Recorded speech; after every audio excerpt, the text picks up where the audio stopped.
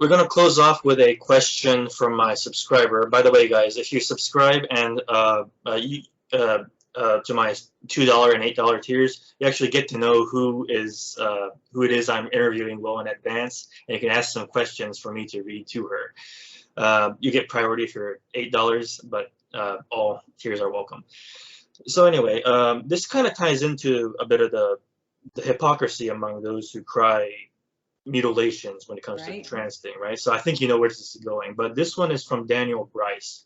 Do you agree that ending MGM should play a vital role in the MRA movement? Are you willing to speak out on this issue? I don't know very much about the issue, but I have certainly heard compelling presentations at the International Conference on Men's Issues about MGM as a men's issue. And yeah, I believe it is an issue at the forefront of the men's issue, men's issues movement. And yeah, it's, honestly, I feel like as a woman, it's not really my issue in a way to speak about.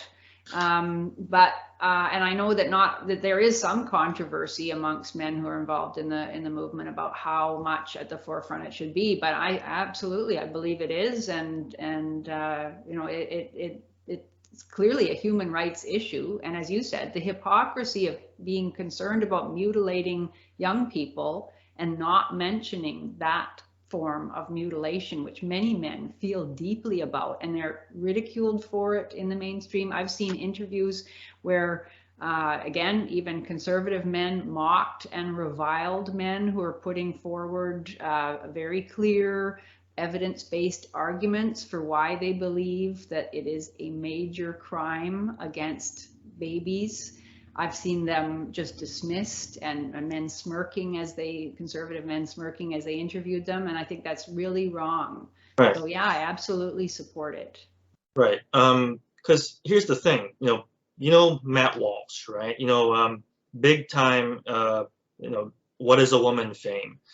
And, the data that really set me off was when he started using the word child genital mutilation. But the problem is he's derided anti-circumcision people in the past. Yes. So, they're the ones using the terms mutilation, but they don't care about newborn males. Right. No? They certainly would if it was newborn females. Yeah, true. Yeah. And so I think it's another example of the gender empathy gap. Because it's happening to male babies, somehow it is perfectly okay to smirk and ridicule and dismiss the issue. And I've heard the issue argued very compellingly with facts. It isn't, just an emotional issue or anything like that. Right. And so, yeah, it outrages me that that's how it's treated. Exactly. I'll have to disagree with you that you don't feel qualified. I think we should all speak on the issue for sure, men and women, because in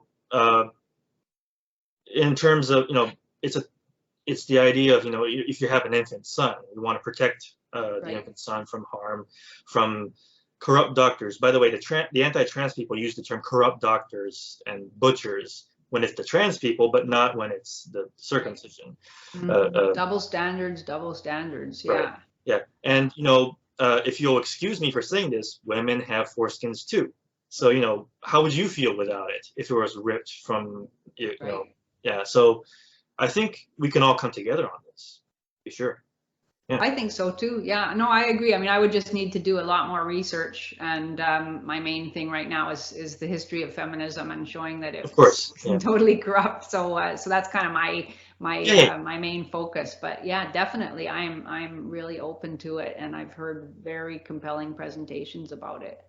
Exactly, and and you can probably gear towards the anti-feminism research too, because the anti-feminists tend to be more on the focus exclusively on the FGMs, but we don't care about the MGM. Absolutely. Crowd, so. Yeah, I know. Again, yeah, I know. It's atrocious, the degree to which harms to boys, and in this case, babies, male babies, is tolerated on all across the whole political spectrum. Right. Because here's how deep-seated this kind of misinjury is. And you'll catch some Ellen DeGeneres chat with Sandra Bullock, in which Sandra Bullock talks about a certain kind of facial cream she does as a beauty product, and it has infant foreskins on it. And when that was revealed, everybody laughed. Whether it's the conservative hypocrisy or on the left liberal side, nobody cares about the infant males. It's a joke. So that's a big it is. angle. It's incredible. Yeah, it is. I mean, even like just the attitude to male genitalia is, in general, is a good example too. It's absolutely inconceivable that one would see a public discussion about the mutilation of a girl or a woman in any way related to her genitalia or her breasts or whatever. You can absolutely not imagine laughter about that. And yet, of course, we know that not only is MGM dismissed or ridiculed, but even harms perpetrated by women on men where the penis is harmed, whatever, all the stuff about cutting off men's penises, etc., and that produces wails of laughter. Yeah. I mean, it's really sick.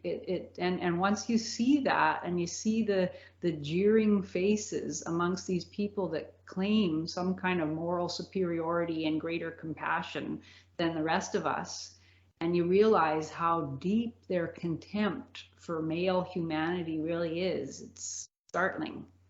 Exactly.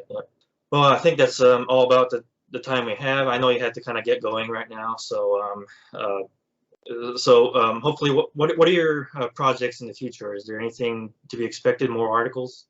Well, I'm going to finish my my video series on the history of feminism that I'm doing with my friend Steve Brule at Studio B. If anybody doesn't know about it, please look for it. Studio B. I think if you put into Google Studio B Fiamengo file, it'll come up. It's actually hard to find, unfortunately. Yeah, I've tried it. It took me somewhere else. Yeah, I even have trouble finding it. Yeah, once you find it, you have to bookmark it because it seems to disappear. Now, maybe I'm just paranoid, but I feel like Google doesn't like me. But anyway, so yeah, please, if you haven't seen it, check us out there. So we're going to finish that probably this year, like 2022. And then Steve and I are really seriously discussing a documentary film about the history of feminism, making some of the same points, about the fact that it has always been hateful, there's never been a good movement and all that. So that's a big project in the future. And then I'm just really interested in working on my Substack, I think, and doing more fully researched articles, both on the history of feminism and on contemporary issues. Yeah, her Substack is great, guys. Go read it. All right. Thanks so much, Janice. I was thrilled to have you here. Hopefully, I'll have you again sometime. Well, thank you very much. Enjoyed it.